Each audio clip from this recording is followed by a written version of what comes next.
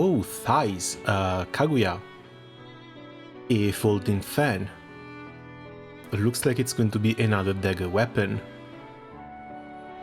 Second one is Paris, Earth Sword. That's new. That's actually quite a big surprise. I think we just gotten a Yukata Kaguya or a Summer Kaguya summon, but she's one of those characters I would have never expected to actually come out as a playable one. If there's hope for her, then maybe there's also hopes for Anat, sometime down the future. So let's go see what they do.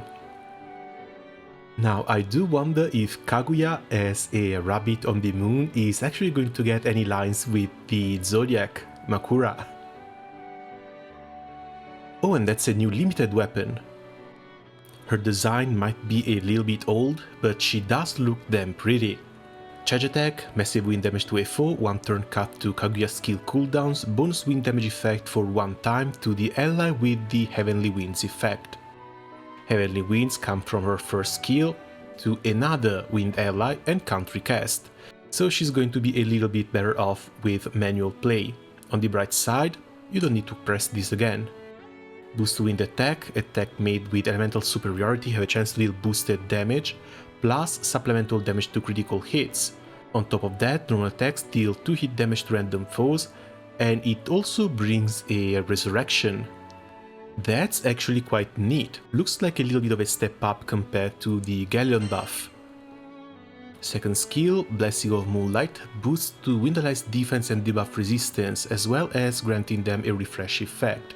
Skill changes to Miracles of the Moonlight upon casting.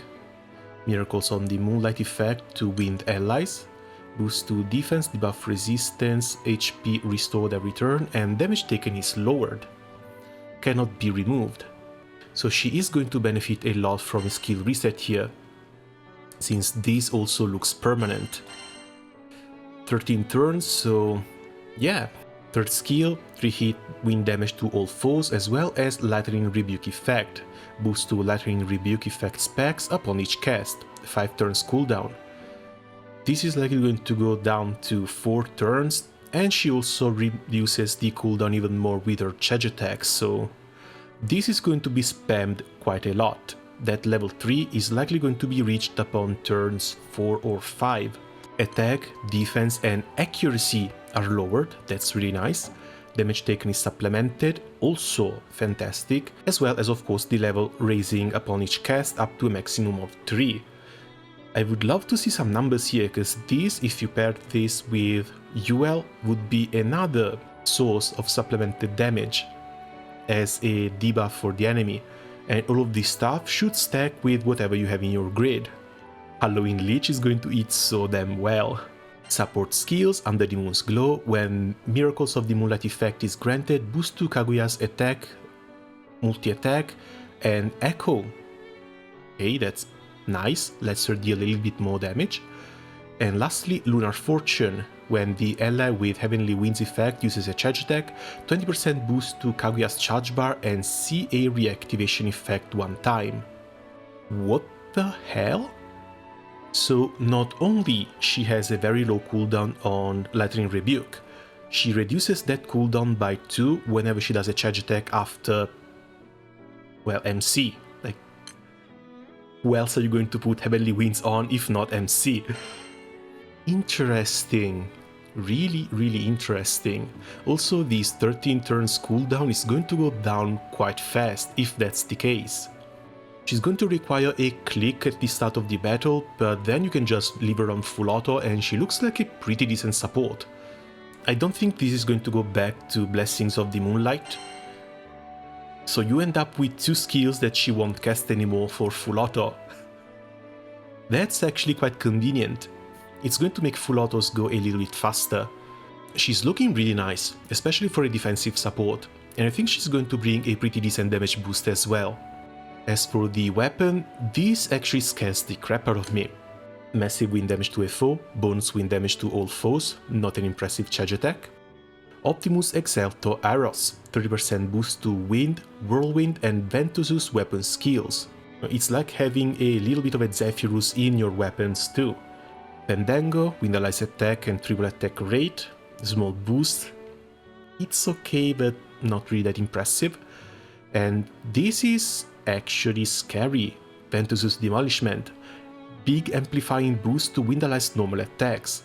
And since this is Ventus's, this gets boosted by both Zephyrus as well as the Exalto Aeros itself. Yeah, this might be the new Grand Weapon series, and it's honestly kind of scary. So, Primal Grids are just going to run what? 3 Charlotta Swords, 2 Iwia Daggers, and 2 of these. There's basically no space left anymore. You need your Dark Opus, you need your Seraphic or Ultima weapon, and then all that's left is this slot for your main hand. One thing that I find really curious is the fact that Wind is actually getting the 3rd new Grand Weapon series, while Water and Earth has been stuck with just the first one. They've got 2 Grand Weapon series to catch up. So characters like Grand Siegfried and Grand Gabriel just got lost in the mail, I guess. You know what, I think I might want to throw a couple of 10 draws at this. I'm not sure how good she's going to be for the next Unite fight, but she looks fine. Let's tempt RNG a little bit. I really haven't recovered anything from the last spark, so please, please RNGesus, help me out here.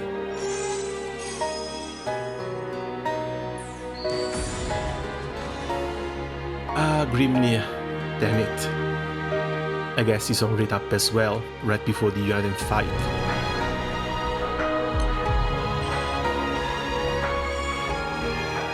Lie to me?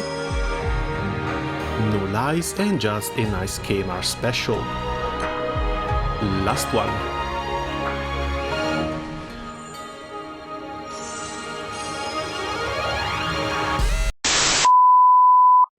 Okay, let's try this again.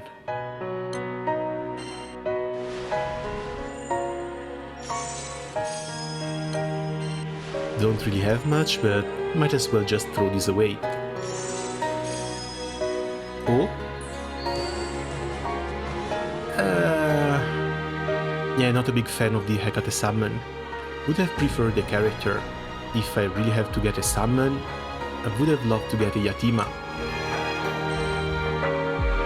But that's 2 SSR. Ooh, 3 SSRs in less than 40 rolls. Come on, Kaguya. Come on, Kaguya. Come on, Kaguya! I knew you could do it. Come on.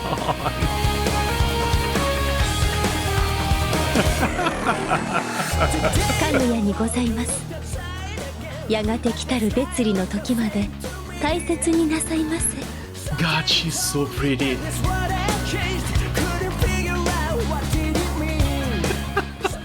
How the hell am I pulling this off? Okay, I guess this goes from a first impression to a character showcase. Just go ahead and stay. Be sure to drink your iodine. The wind is pushing me into the clouds again. I feel the blood in my veins.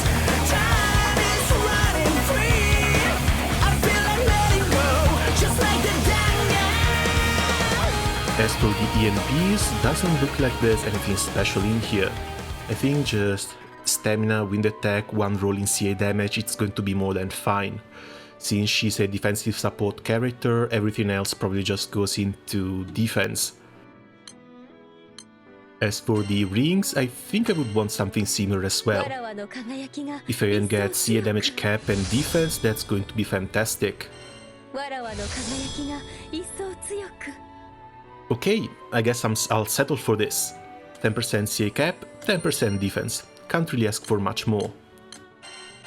I think stamina might be fine for Ethereal Mastery.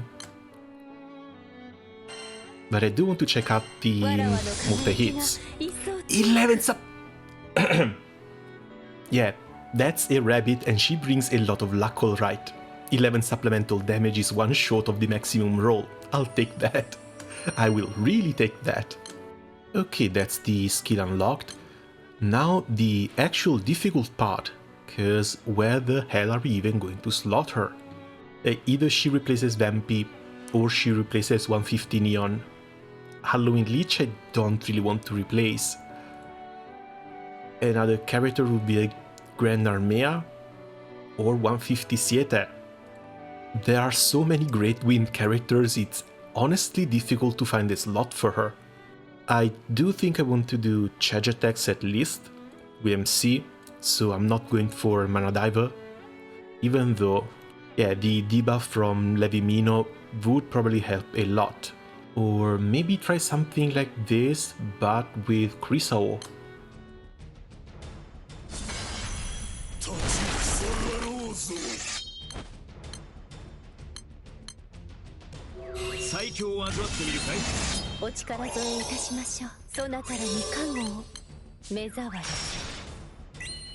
Okay, 3 million nuke.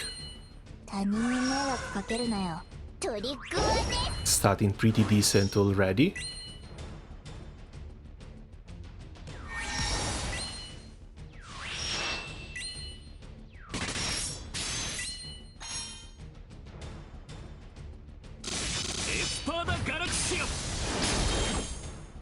MC damage seems normal, 600 Kyotos. But this is where we start having fun.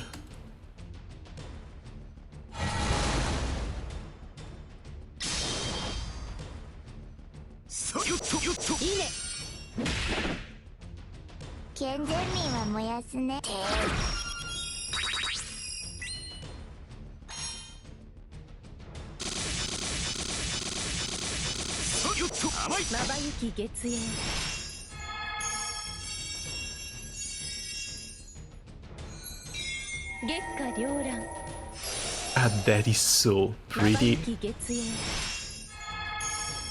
And of course a fantastic double cast.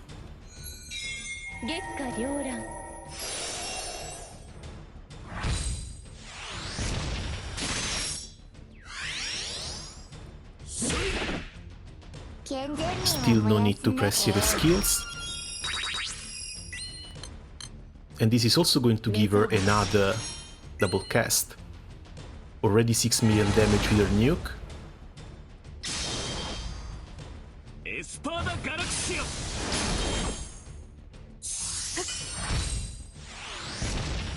That multi-attack rate though.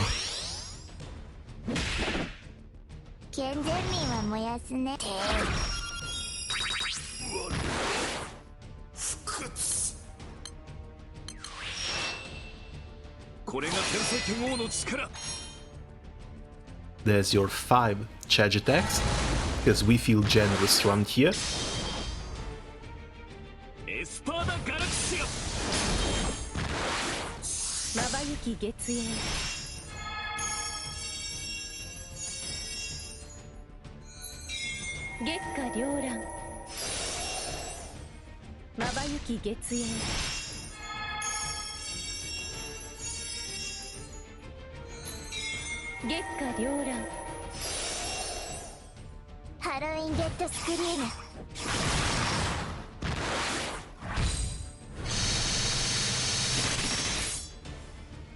$8 million upstraps there? Let's go! And this was before even the first defilement, so that's base damage. That's not even boosted.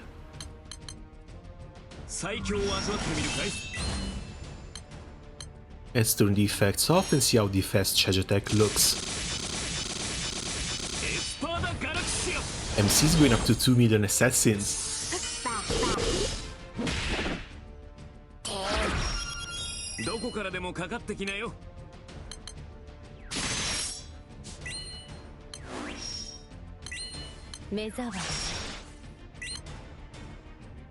Turn 7, the skill reached level 3, and we are 2 turns off for the buff to change, which should happen fairly soon.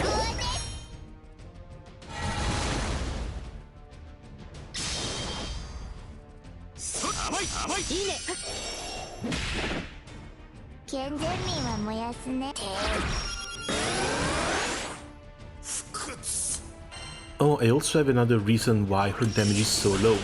I forgot to put TMPs on her. 他人に迷惑かけるなよ。健全民は燃やすね。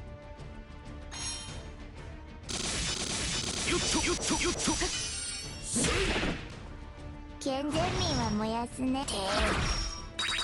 Okay, we're finally up with the AoE buff. 月の光よ。 Same animation as the call.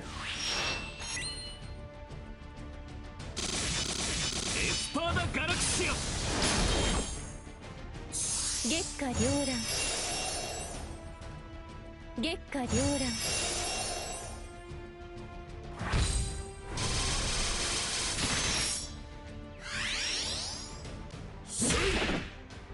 健全民は燃やすね。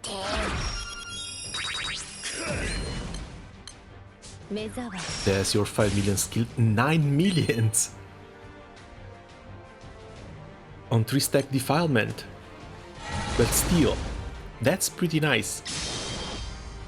And this is still on just with Magna. いいね。健全民は燃やすね。最強を味わってみるかい。満点を見よ。 And goodbye, Bennu. かの七星を刮目せよ。エスパーダ・ガラクシア。月下繚乱。 Maybe the fight was a little bit too short to actually see the full extent of a proper buff in action.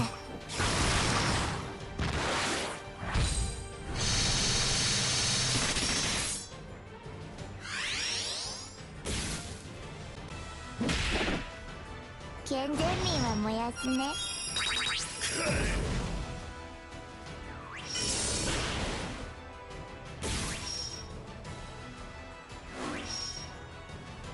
ほら。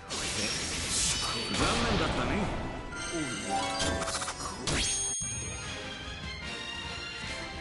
Okay, let's go check the battles. Because this with double set di spade was done in 5 minutes and 34, 12 turns. While the one before, 6 minutes and 33, always 12 turns. I guess I was just lower here because I was looking at the charge attacks. 200 million damage from MC alone. I do like her buff. I like her buff a lot. Siete helps a little bit with the extra charge attack supplemental. And of course, Lich is just Lich. I don't think we're going to see anyone surpass her for the time being, especially being a Halloween Hyper Limited. So, overall, looks like a pretty decent defensive character, and I'm pretty sure we'll see her around for the Nightmares 150s and 200s, especially since all she needs is a single click for her first skill, and then she can just be left on full auto. I somehow keep getting away with this. Right then, I guess that's going to be it for me for the moment. As always, thanks a lot for watching, good luck if you want to pull for Kaguya, and see you guys around soon. Ciao!